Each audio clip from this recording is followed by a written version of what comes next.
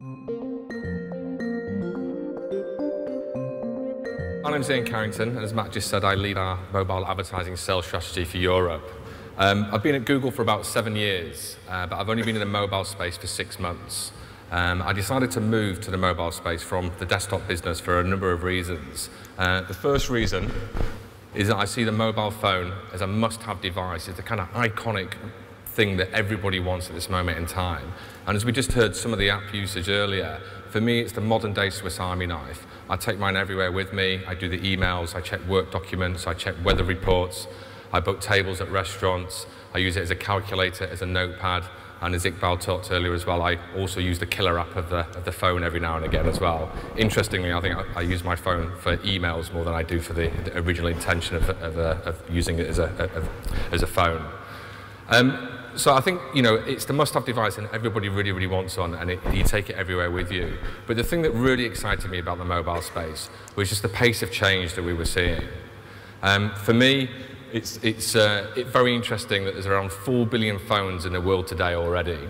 The mobile phone overtook the telephone in terms of fixed onlines in 2002, television in 2003, credit cards in 2004, and even the radio in 2008.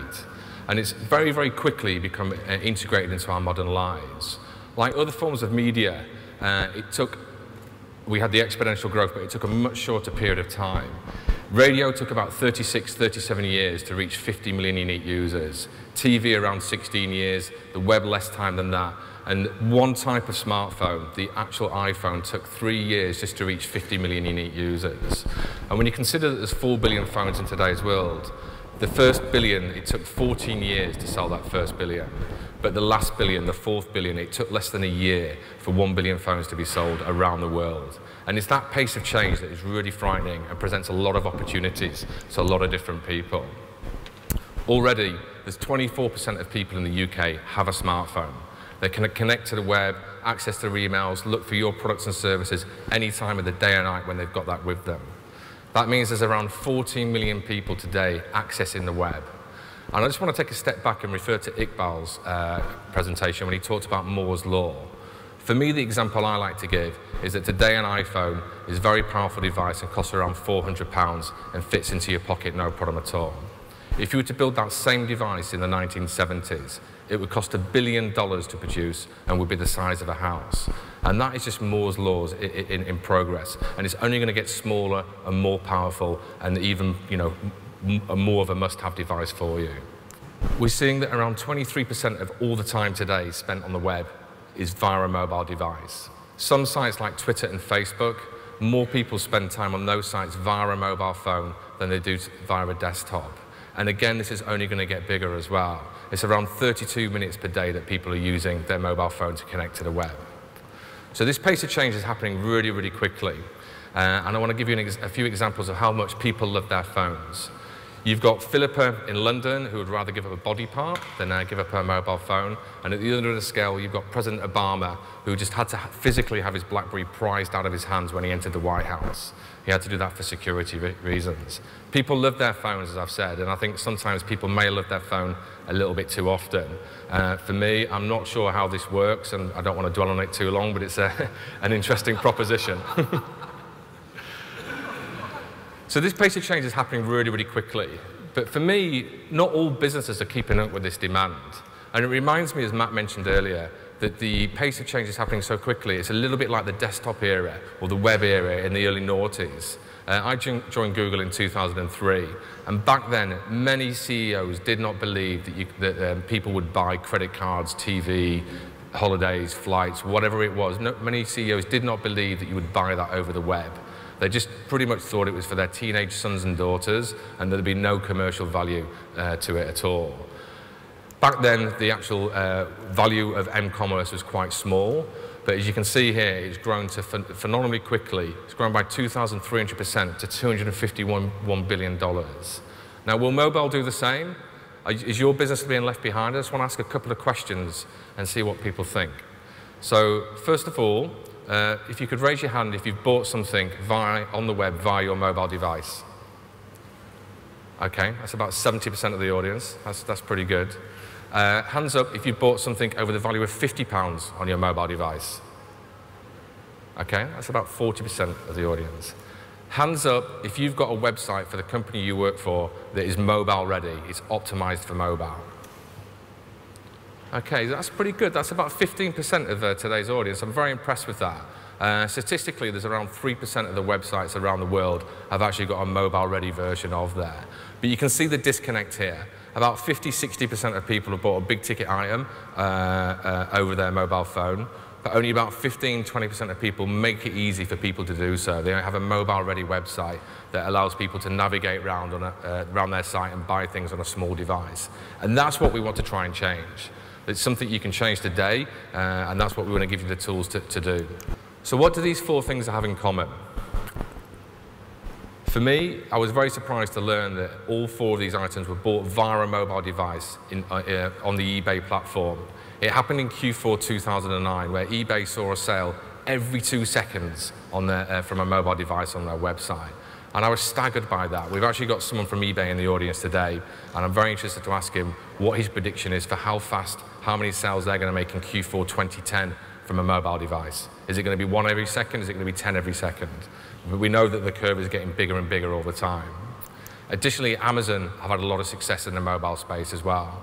They've done around 4 or 5% of their total sales are coming from a mobile device, and that equates to about $1 billion worth of revenue already.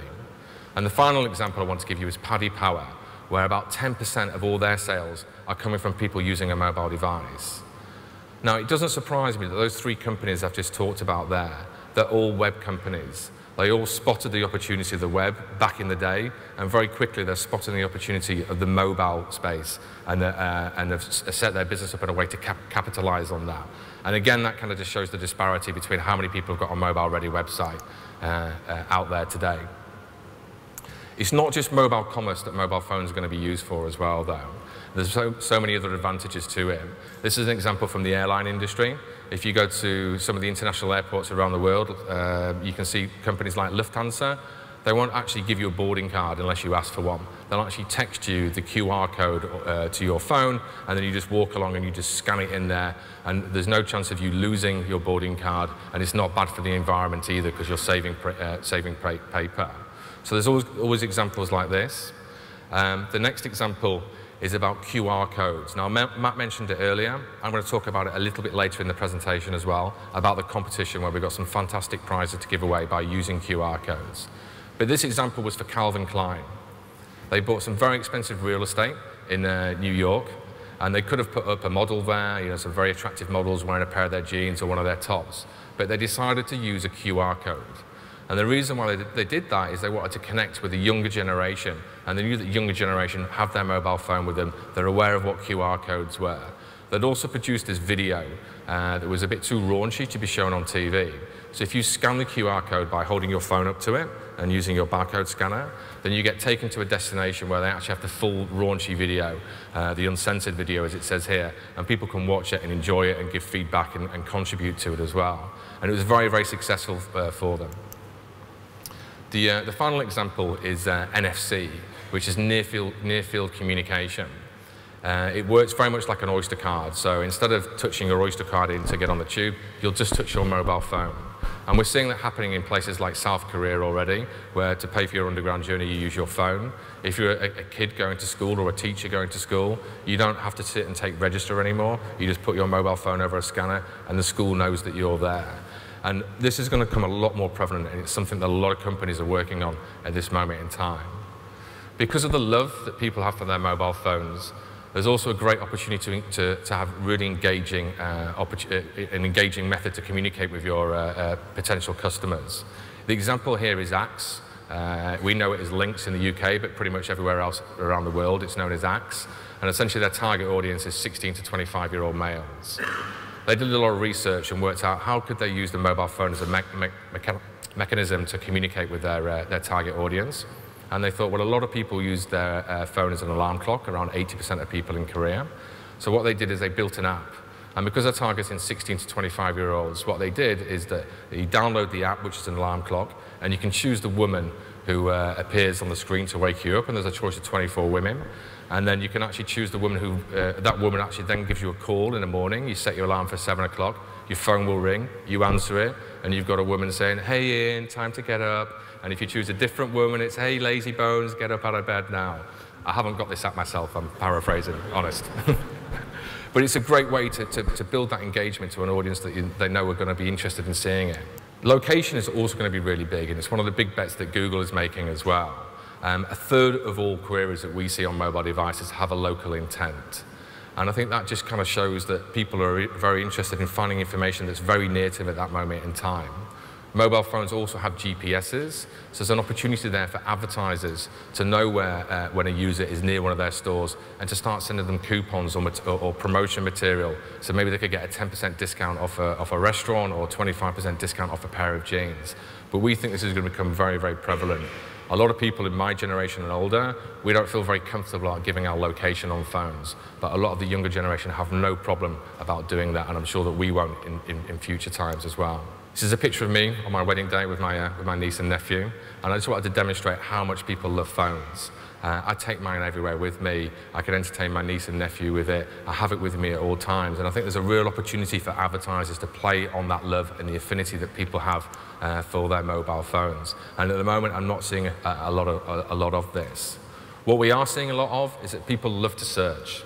In the UK, we're seeing 400% year-on-year growth from queries. And that's not just any query, that's commercial queries as well that are relevant to your business. So people are loving to search. And we see this when we analyze the data between smartphones and feature phones. Where we find that when people have got an iPhone or an Android phone or some kind of smartphone, we see 50 times more searches than we do from the other types of phones. And additionally, 50% of people who connect to their mobile web will start with a search. So obviously we're very happy about that because we're in the search business, and we can apply the same kind of science to the desktop search business, and we'll apply that to the mobile search business as well. So all of this means that it's only going to get bigger. This year, 2009, there was 14 million people accessing the mobile web. By the end of this year, it's going to be 20 million people. By the end of next year, it's going to be even bigger than that as well, as this pace just continues to grow all the time. Will we see the same kind of growth in the m-commerce space as we did in the desktop space?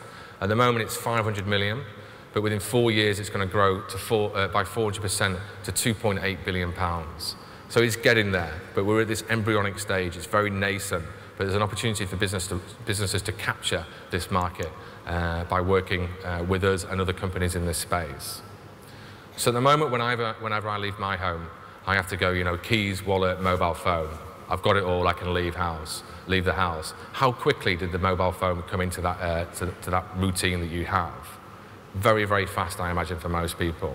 How quickly will the routine change where it's just mobile phone? You don't need to take your keys, you don't need to take your wallet with you going forwards. And I think that's something we're definitely going to see in our generation. I imagine it's something we're going to see in the next 5 to 10 years.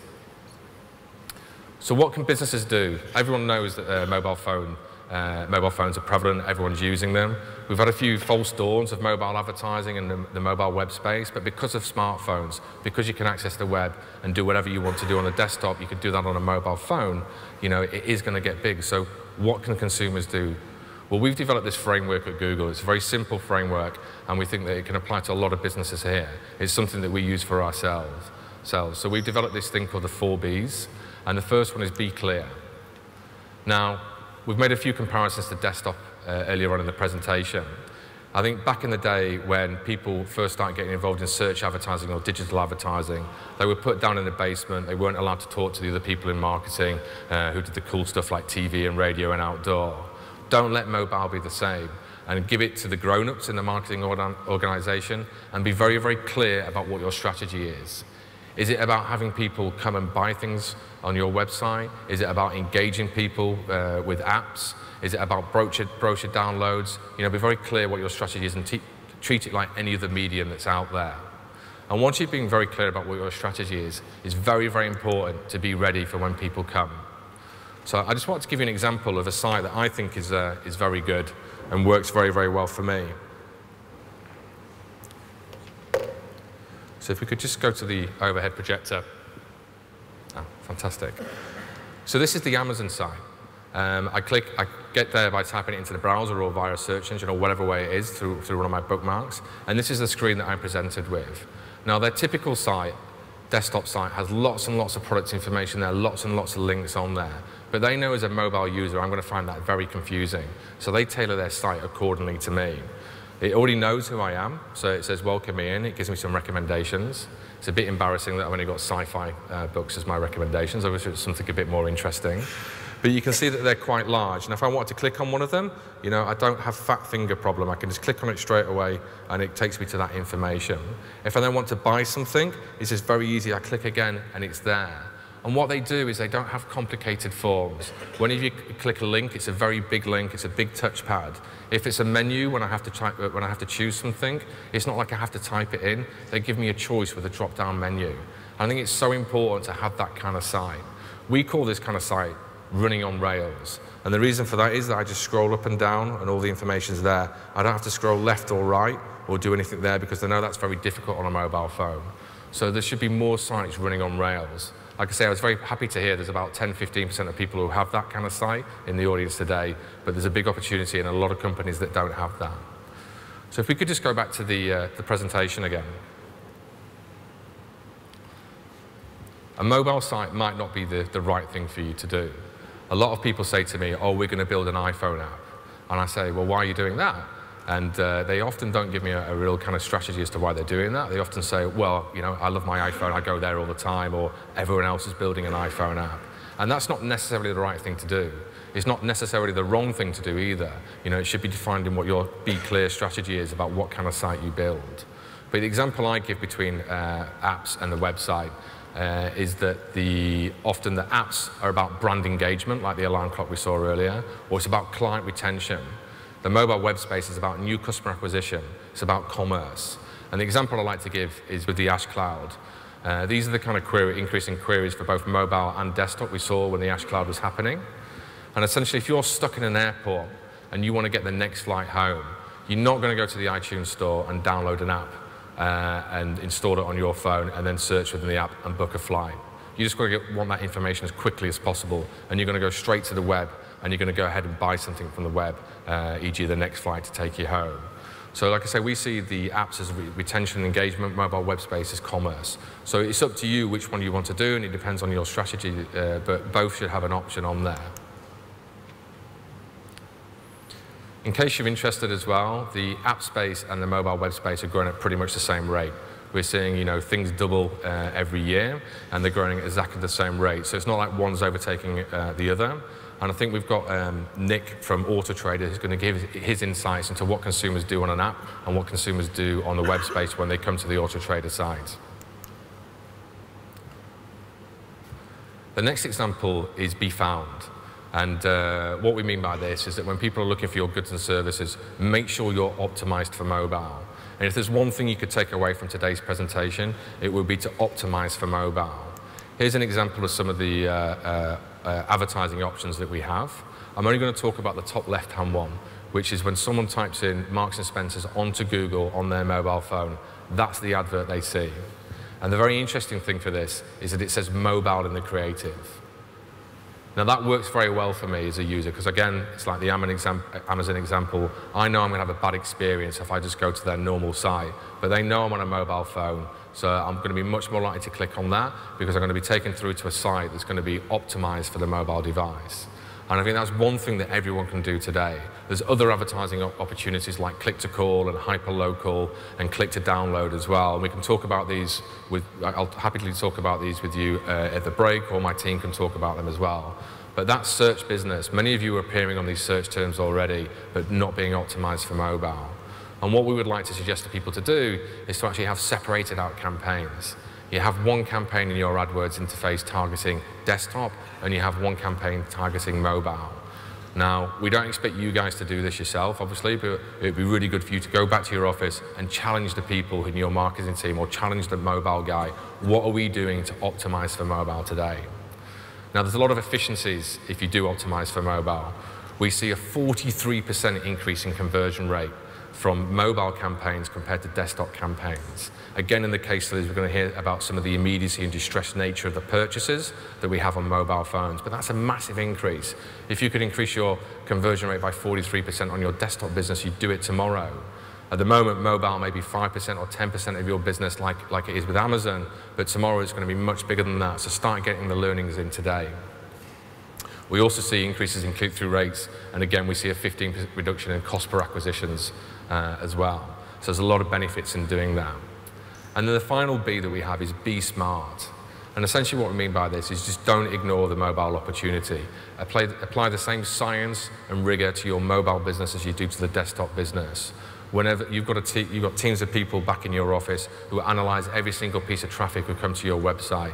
They bid accordingly on Google or Yahoo or Microsoft or any other digital platform out there as well. But at the moment, people aren't doing that for mobile, and we encourage people to do that. So be smart, look at the data, see what people are looking for on your site via a mobile phone. That data will then determine to you what kind of products you should display on your mobile website.